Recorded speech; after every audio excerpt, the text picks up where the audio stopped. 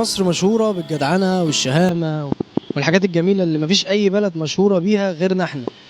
بس الحاجات دي بدأت تقل شوية بشوية، فاحنا نزلنا نشوف الناس الحاجات دي بدأت تقل ليه، وهنبقى أحسن بلد لو عملنا ايه.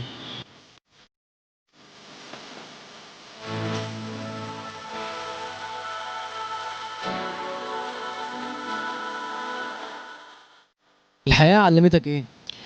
الحياة علمتني الأمل، ومن غير أمل مفيش حياة.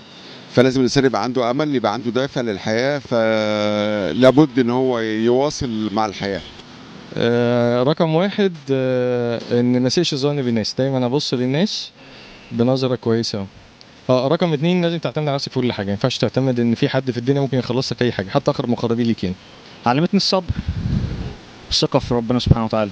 عادي ساعات بنتخزوق، ناس بتعدي علينا كده، ناس بتعدي علينا كده، فلازم نتغير. علمتك خوازيق؟ اه جدا. العمل، زي ان انا اشوف ولادي واطلعهم ناس كويسين. علمتني الصبر، الواحد لازم يصبر. ايه أشهر كدبة شفتها في مصر؟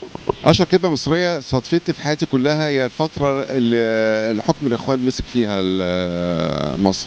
دي أكتر كدبة. دي مش رياء برضو ولا عشان أنا، لا دي حقيقة فعلا. الحقيقة دي أنا مصدقتهاش، فعلا كانت كدبة. القناعه كنز لا يفنى، يعني دي بصراحه حاجه. مش كل حاجة.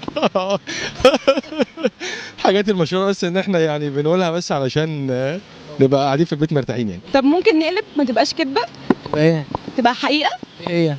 ان الدم عمره ما يبقى ميه. خلص بكرة اللي جاي أحسن، خش الثانوية هترتاح في الكلية، خلص كلية ترتاح في الشغل، في الآخر يعني ناخد اللي فيه النصيب.